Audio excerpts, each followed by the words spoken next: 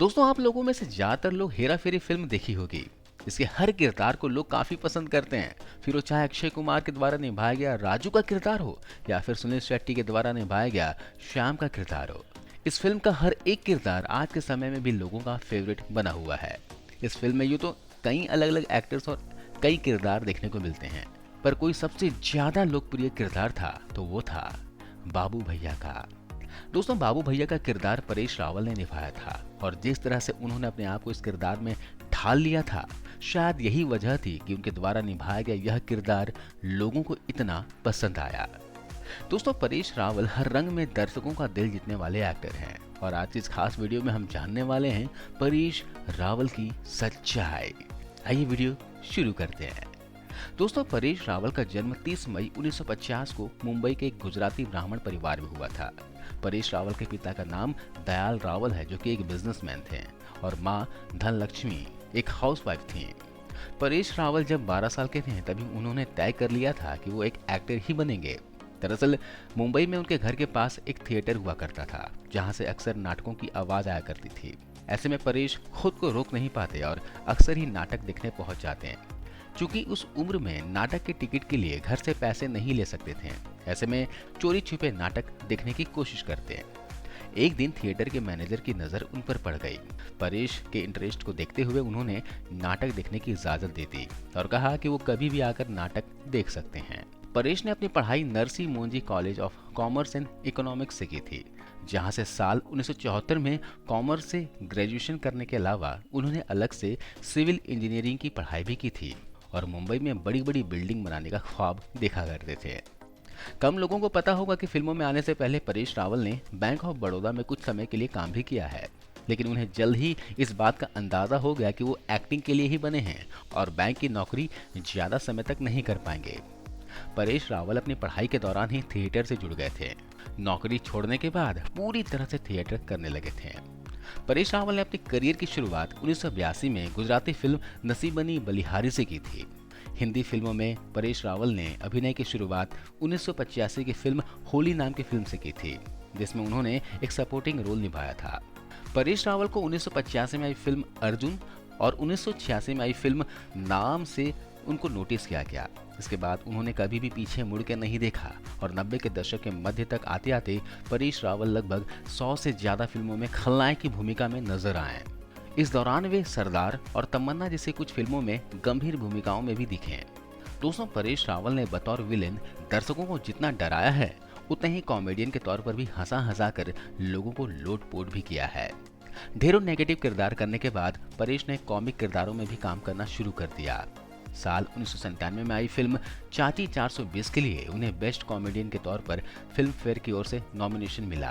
इसके बाद एक बार फिर साल 1994 में आई फिल्म मोहरा के लिए बतौर best comedian film fair award से नॉमिनेट भी किए गए। हालांकि इस बीच में भी वे विलेन के किरदारों में भी नजर आते रहे। इसके बाद आई वो फिल्म जिसने परेश रावल को बतौर कॉमेडियन पूरे भारत में मशहूर कर दिया, और वो फिल्म थी साल 2000 में आई हेरा फेरी। इस फिल्म के बाद परेश पूरी तरह से कॉमेडी और पॉजिटिव रोल करने लगे।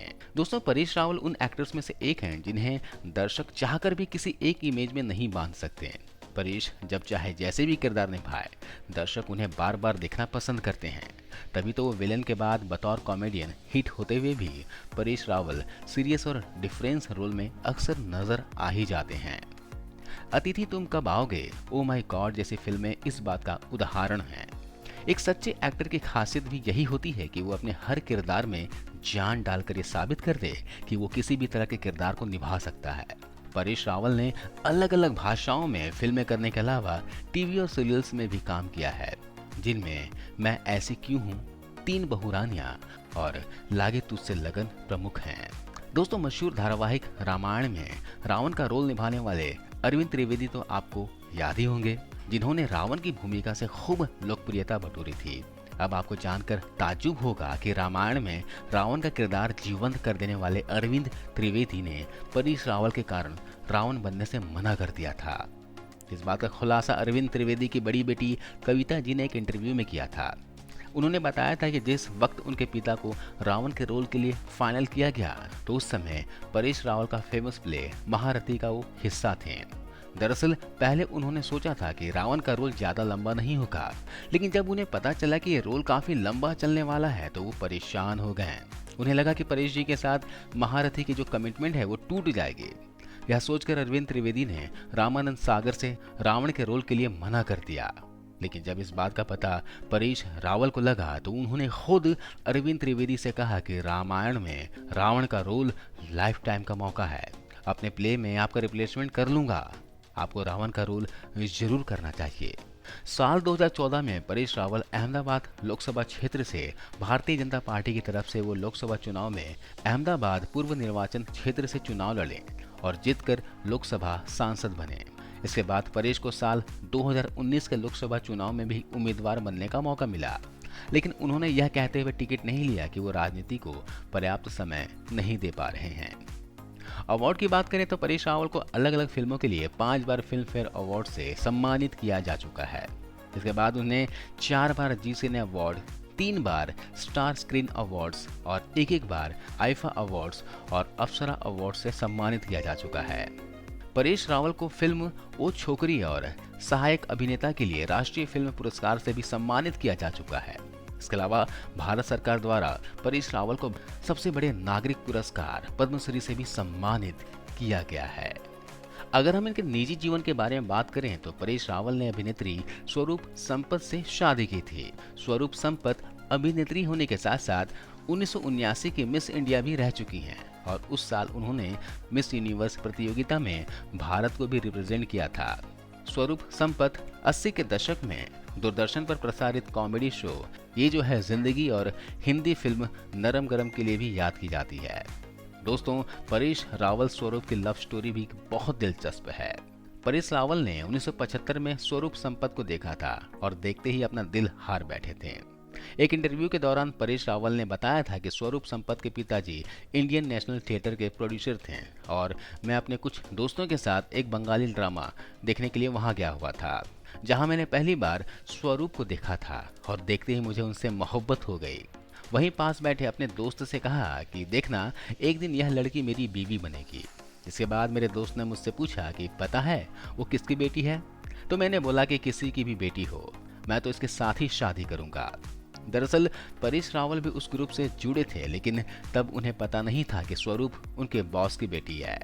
परेश रावल ने बताया कि उन्होंने 2 से 3 महीने में ही स्वरूप से कहा कि मैं तुमसे शादी करना चाहता हूँ, लेकिन मुझसे यह मत कहना कि पहले हम एक दूसरे को जान लेते हैं, क्योंकि मरते दम तक कोई किसी को नहीं जान सकता।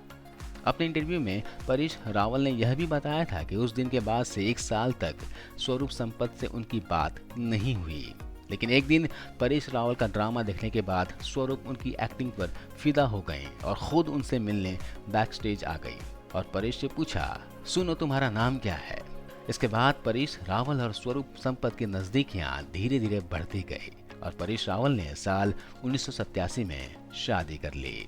परेश और स्वरूप की शादी मुंबई के लक्ष्मी नारायण मंदिर में हुई थी। वहां कोई मंडप नहीं था और करीब 9 पंडित मंत्र पढ़ रहे थे। मंडप की जगह दोनों ने एक बड़े पेड़ के नीचे 7 फेरे लिए थे। परेश रावल के 2 बेटे हैं जिनका नाम अनिरुद्ध रावल और आदित्य रावल है। अनिरुद्ध बतौर असिस्टेंट डायरेक्टर फिल्मों और नाटकों में काम कर रहे हैं, वहीं दूसरे बेटे आदित्य न्यूयॉर्क यूनिवर्सिटी में स्क्रीन प्ले की पढ़ाई कर रहे हैं। तो दोस्तों, आज इस वीडियो में बस इतना ही। जय हिंद।